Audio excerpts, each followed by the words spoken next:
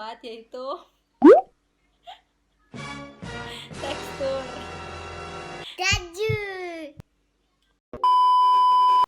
Halo guys, aku Debia. Jadi di video kali ini aku bakal nge-review beberapa jenis makanan dari 3 merek yang berbeda yang banyak kita jumpai di sekitar kita, kayak misal di supermarket, di pasar, atau mungkin di toko kelontong pun juga ada.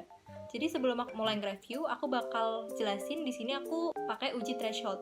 Nah, uji threshold itu adalah uji yang memanfaatkan indrawi kita. Aku bakal pakai 5 penilaian rasa. Yang pertama itu umami dari snack, terus ada asin dari keju, ada manis dari coklat, ada asam dari vitamin C, dan pahit dari kopi. Oke, jadi langsung masuk aja ke video review kita yang pertama. Jadi di sini aku bakal nge-review keju terlebih dahulu. Nah, di sini aku ada 3 merek keju, slice semua. Penilaian itu aku bakal ada 4. Yang pertama itu ada warna, aroma, rasa, dan yang terakhir adalah tekstur. Nah, masuk ke penilaian kita yang pertama dari warnanya dulu.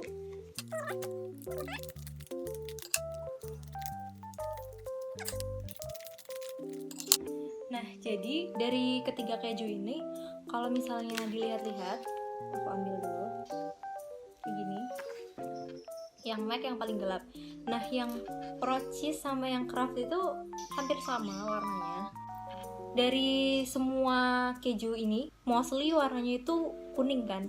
Karena menurut jurnal yang aku baca, aku bakal cantumin di sini. Di jurnal itu bilang kalau misalnya warna keju yang terbuat dari susu sapi itu cenderung ke kuning karena susu sapi itu mengandung beta karoten. Nah, beta karoten itu sebagai pewarna alami warna kuning kayak gitu. Nah, terus perbedaan warnanya ini menurut jurnal yang aku baca juga, jadi aku cantumin di sini lagi, itu bisa karena kandungan lemak susu. Nah, jadi warna dari keju itu bisa ditentukan atau bisa dipengaruhi oleh jumlah lemak susu yang terkandung di dalamnya. Yang Kraft sama si Pro Cheese ini, di sini tulisannya mereka itu mengandung susu. Berarti mereka mengandung susu yang masih ada lemaknya atau full cream seperti itu. Nah, kalau misalnya yang McD, di sini kan tulisannya dia low fat. Nah, makanya dia kayak nggak mengandung banyak lemak kan, makanya warnanya lebih gelap daripada si Pro Cheese sama si Kraftnya ini.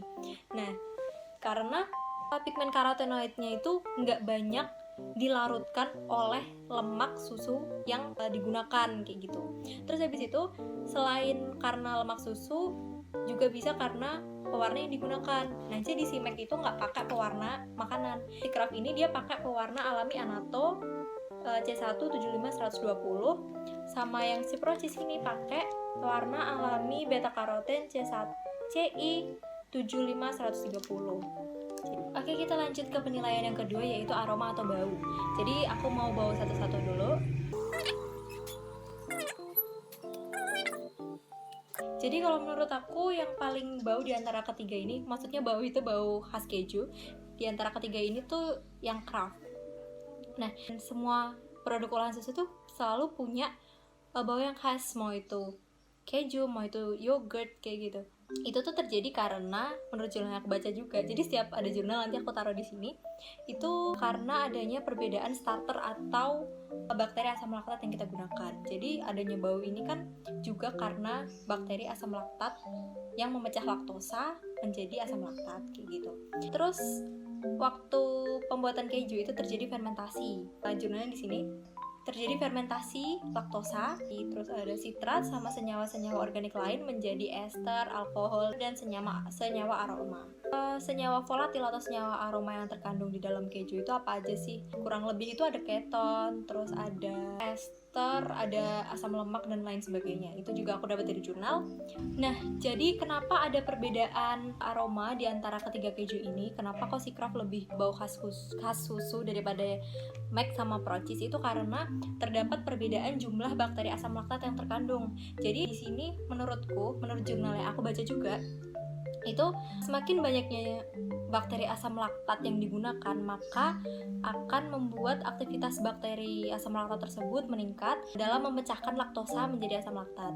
Nah, kalau misalnya bakterinya udah meningkat, otomatis nanti jumlah asam laktat yang dihasilkan juga akan meningkat. Itu kenapa baunya si Kraft lebih keluar daripada yang lainnya karena jumlah bakteri asam laktat yang terkandung di sini lebih banyak daripada di mac sama di procis. Terus kita lanjutin ke aspek kita yang ketiga, yaitu rasa.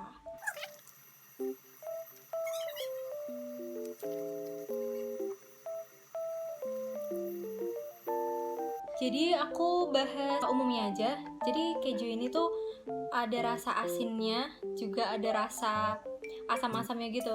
Nah, menurut jurnal yang aku baca, aku tulisin lagi. Jadi rasa asinnya itu dihasilkan dari garam yang digunakan waktu proses pembuatan kejunya. Jadi waktu proses pembuatan itu dilakukan penggaraman gitu. Nah, fungsi garamnya itu yang pertama bisa jadi pengawet, terus yang kedua itu fungsi garam itu bisa mempengaruhi rasa juga, dan yang ketiga itu untuk mengurangi kadar air. Seperti yang kita tahu, kalau misalnya garam itu bisa menyerap atau mengurangi kadar air. Itulah kenapa dia bisa jadi pengawet juga.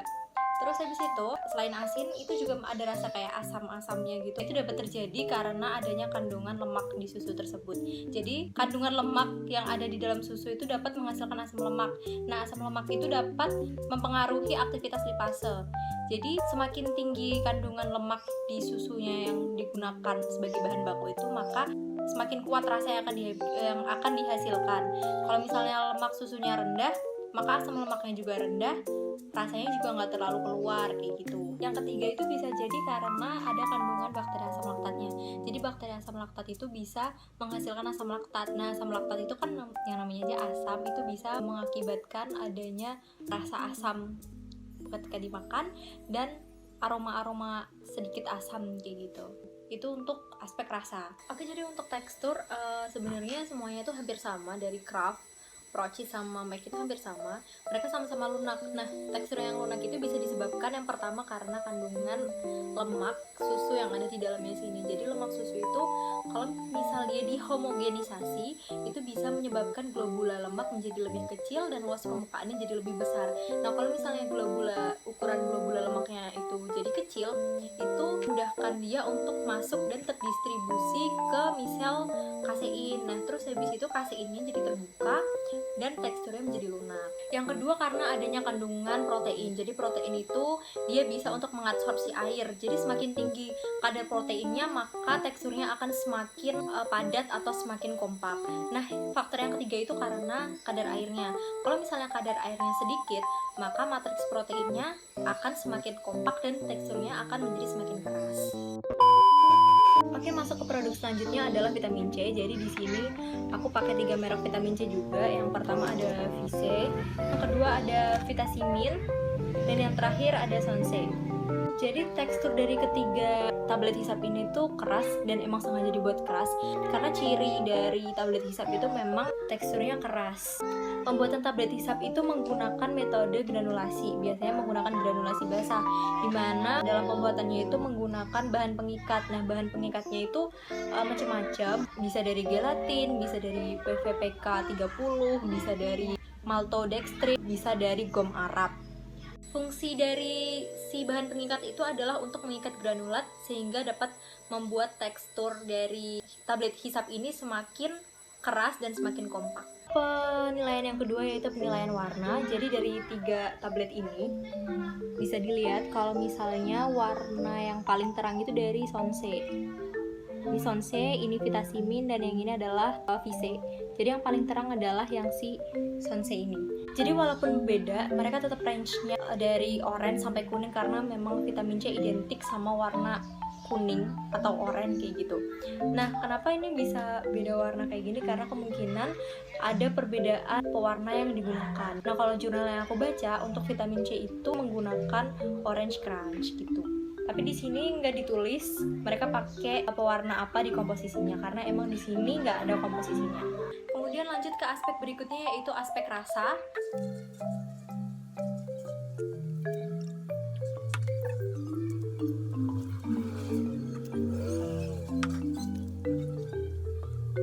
Jadi dari ketiga tablet hisap tadi, menurut aku yang paling asam itu yang Vitasimin dan yang paling manis itu yang Sonse. Nah, kenapa ada rasa manis dan rasa asam? Menurut jurnal yang aku baca itu karena adanya penambahan beberapa bahan tambahan pangan seperti pemanis yang biasanya terdiri dari sukrosa atau manitol, dan rasa asam biasanya dengan penambahan asam sitrat. Lanjut ke penilaian selanjutnya yaitu aroma. Jadi di antara ketiga ini, nah dari ketiga tablet vitamin C ini tuh yang paling bau asam menurut aku itu Sonse, dimana aroma itu dipengaruhi oleh komponen-komponen volatil yang terkandung, dimana semakin banyak komponen volatilnya maka aromanya itu akan semakin tercium gitu. Nah jadi untuk tablet hisap itu biasanya menggunakan pengaroma, salah satu tujuannya adalah untuk menarik konsumen. Nah pengaroma-pengaroma yang biasa dicampurkan ke tablet hisap itu diantaranya adalah aroma buah-buahan seperti jeruk, lemon, atau pengaroma mentol. Oke, lanjut ke produk kita yang selanjutnya yaitu coklat. Di sini ada 3 jenis, yaitu ada 3 macam merek, yaitu ada Silver Queen, ada KitKat, dan yang terakhir ada Cadbury. Jadi yang pertama itu kita bakal ngeliat warnanya. Nah, warna dari ketiga merek coklat ini tuh sebenarnya hampir sama. Cuman menurut aku yang paling gelap itu adalah yang Silver Queen. Nah, gelap atau terangnya warna dari coklat ini itu bergantung sama komposisi dari coklat yang digunakan. Jadi semakin banyak coklat yang digunakan, maka warnanya akan semakin gelap. Oke, lanjut ke penilaian kita yang selanjutnya adalah rasa dari coklat.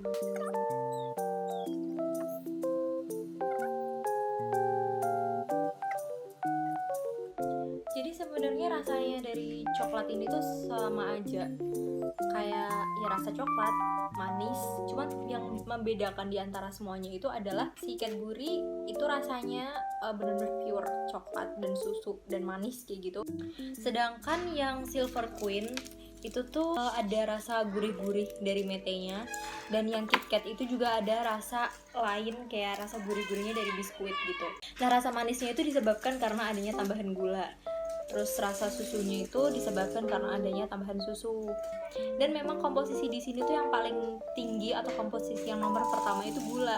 Jadi gula yang ditambahkan dalam coklat itu bertujuan atau berfungsi yang pertama sebagai penstabil produk. Yang kedua penambah cita rasa manis dan menghilangkan rasa pahit karena kokoa itu rasanya emang pahit. Dan yang ketiga itu berpengaruh pada jumlah kalori. Jadi coklat itu adalah salah satu makanan yang mengandung banyak kalori atau mengandung kalori yang tinggi gitu. Selain itu, rasa juga dapat dipengaruhi oleh kehalusan partikel atau ukuran partikel, di mana ukuran partikel ini dipengaruhi oleh salah satu proses pembuatannya yaitu quenching. Di mana quenching itu dapat mempengaruhi rasa dan teksturnya atau dapat memberikan rasa yang khas, rasa coklat yang khas. Kemudian rasa khas coklat itu bisa didapatkan atau bisa muncul karena dia mengandung kakao. Jadi kakao itu kan punya rasa yang khas. Selanjutnya adalah penilaian tekstur. Jadi menurut aku yang paling keras itu KitKat, dan yang paling lunak atau paling lembut itu si Cadbury. Kenapa si KitKat itu bisa lebih keras? Karena dia mengandung atau dia di situ tuh ada wafer atau biskuitnya, dimana biskuit itu proteinnya tinggi. Kalau misalnya proteinnya tinggi berarti teksturnya keras gitu. Kenapa Cadbury itu bisa lembut? Karena dia mengandung susu. Nah susu itu mengandung lemak paling enggak sebanyak 11%, dimana lemak itu bisa menurunkan titik leleh dari si coklatnya itu. Kalau misalnya waktu disimpan di suhu ruang kayak gini dia emang padat, tapi kalau misalnya udah masuk ke dalam mulut dia akan cepat melelehnya kayak gitu. Terus selain itu tekstur juga dapat dipengaruhi oleh jumlah atau konsentrasi lemak kakao yang terdapat di dalam produk ini gitu. Selanjutnya masuk ke penilaian kita yang terakhir dari coklat yaitu aroma. Jadi aroma dari ketiga coklat ini tuh semuanya manis, terus ada aroma susunya, aroma coklatnya, jadi kayak campur aduk gitu. Jadi aroma manis itu bisa datang karena dia seperti yang aku bilang tadi, dia mengandung gula. Terus aroma susu juga karena dia mengandung susu gitu. Bisa juga karena biji kakao yang digunakan untuk membuat coklat ini itu memiliki banyak komponen-komponen volatil, diantaranya itu aldehida, ada alkohol, terus hidrokarbon, keton, dan lain sebagainya. Jadi selain itu aroma itu juga bisa datang dari asam amino sama gula reduksi yang terkandung. Nah, asam amino dan gula reduksi itu dihasilkan dari hidrolisis protein dan sukrosa dari biji kakao yang dijadikan sebagai bahan baku coklat ini. Oke, masuk ke produk kita selanjutnya yaitu snack. Jadi di sini aku juga ada 3, yaitu taro, Cheetos, sama yang terakhir adalah Chiki Ball. Oke, yang pertama dari warnanya dulu. Jadi warna dari taro itu agak putih, di cikibol-nya itu agak kuning, dari Cheetos-nya juga agak kuning. Ini tuh disebabkan karena bahan baku yang digunakan itu berbeda. Yang taro ini dia di komposisinya tulisannya menggunakan tepung terigu. Nah, yang dua ini pakai pati jagung. Jadinya warna yang dihasilkan pun berbeda.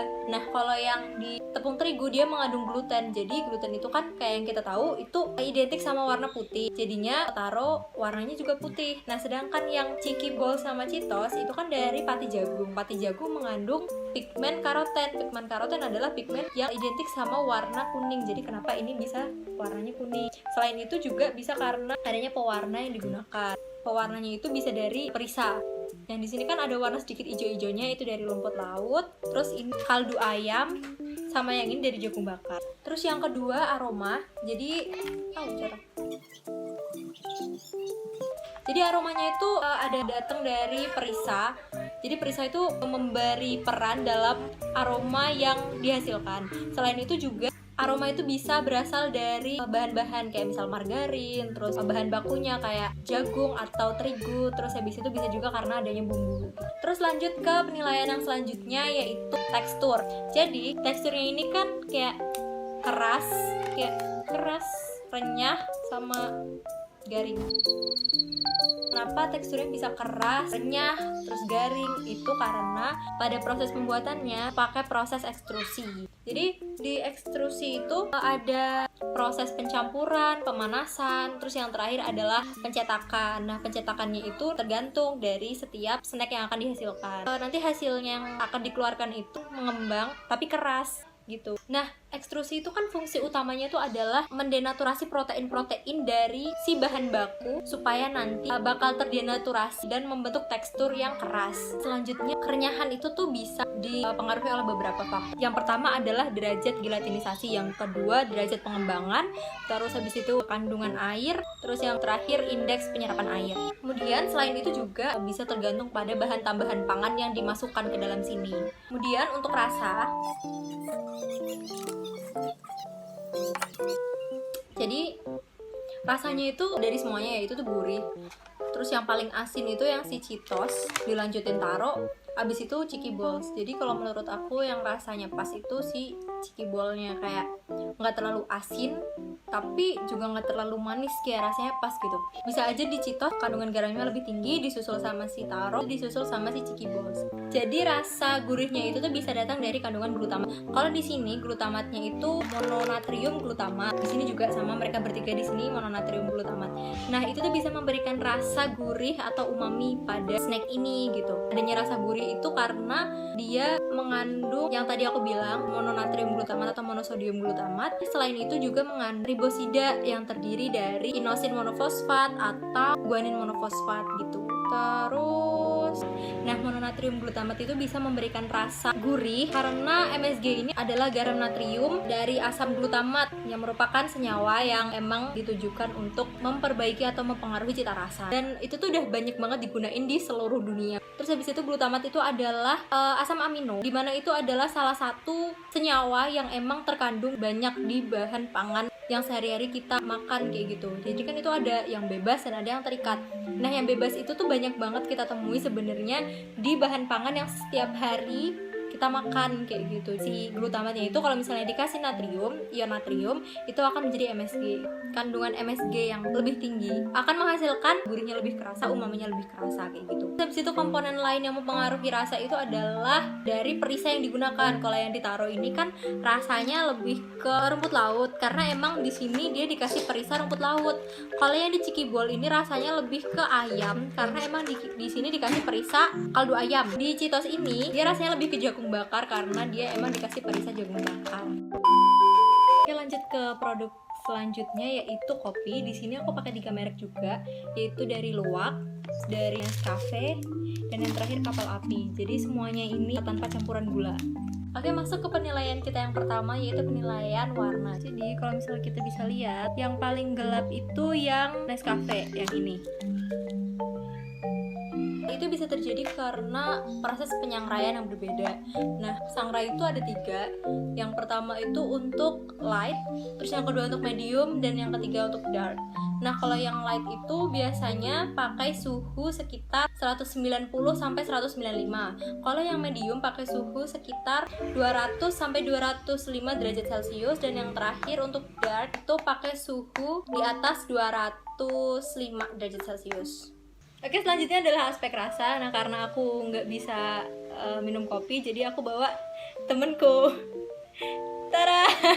Jadi temenku yang bakal nyicip kopi ini. Jadi dari sini itu Nescafe, ini kapal api, sama yang ini luwak.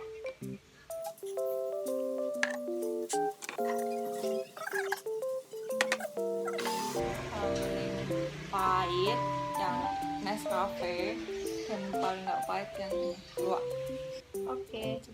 Makasih Kak, follow Instagram. Sini, bisa follow di sini. Jadi kalau kata temen aku tadi, rasanya itu pahit karena emang kopi itu rasanya pahit karena adanya kandungan alkaloid yang berupa senyawa kafein. Dimana semakin tinggi kadarnya itu, maka akan menghasilkan rasa pahit yang semakin tinggi juga, atau yang semakin kerasa juga. Jadi kalau kata temen aku tadi, itu kopi yang paling pahit itu yang Nescafe. Nah, kenapa bisa dia paling pahit? Karena dia adalah jenis Robusta, dimana emang Robusta itu mengandung kafein yang tinggi. Semakin tinggi kandungan kafeinnya, maka kopi yang dihasilkan juga akan semakin pahit. Kalau kedua jenis tadi kan Arabica, dan ada campuran dari Arabica dan Robusta. Nah, kalau misalnya dibandingin yang Arabica sama yang Robusta, itu tuh emang lebih pahitan yang Robusta. Nah, kalau yang Arabica itu lebih banyak kandungan gula dan minyak atsirinya. Oke, jadi yang paling ngebau menyengat itu tuh yang si kapal api ini. Jadi dalam satu takaran seduhan kopi itu mengandung sekitar 800-an senyawa volatil, terdiri dari kafeol dan senyawa-senyawa lain. Nah, sebenarnya aroma itu bakal keluar lagi kalau misalnya diseduh. Jadi kalau misalnya diseduh, komponen volatilnya itu bisa menguap sampai ke indera penciuman kita gitu. Kalau misalnya yang bubuk kayak gini kan harus kita deketin dulu gitu baru kecium. Tapi kalau yang udah diseduh itu dari rada jauh pun kecium gitu. Terus selain itu, aroma yang khas dari kopi ini juga bisa karena proses penyangraiannya, dimana proses penyangraian atau roasting itu bisa menyebabkan perubahan secara fisik maupun kimiawi. Terus habis itu, kenapa yang si kapal api ini lebih bawah? Karena di sini tuh ada Arabica dicampur sama Robusta. Kalau misal dari bungkusnya itu, kalau dilihat dia Robusta dicampur sama Arabica. Arabica sendiri itu tuh memiliki beberapa komponen volatil atau komponen aroma yang banyak. Di antaranya itu ada alkohol, terus ada oligosakarida, terus ada furfural, terus ada asam karboksil dan lain sebagainya. Terus selanjutnya untuk tekstur, jadi di antara ketiga ini tuh kayak agak lebih keras-keras gitu dibandingin sama yang dua ini tuh kayak lembut. Dari ukuran partikelnya aja beda gitu. Jadi dari ketiga ini menurut aku tekstur yang paling kasar itu dari si Nescafe. Nah, ini bisa terjadi karena perbedaan pada proses penggilingannya. Jadi proses penggilingan itu bisa membuat biji-biji dari kopi ini menjadi lebih halus. Nah, sebenarnya semakin halus semakin bagus, karena kalau misalnya semakin halus dia bakal semakin mudah untuk diseduh gitu. Oke, sekian video dari aku. Maaf kalau misalnya ada kesalahan dalam pembahasan atau kesalahan kata yang aku ucapin. Terima kasih sudah menonton. See you on my next video.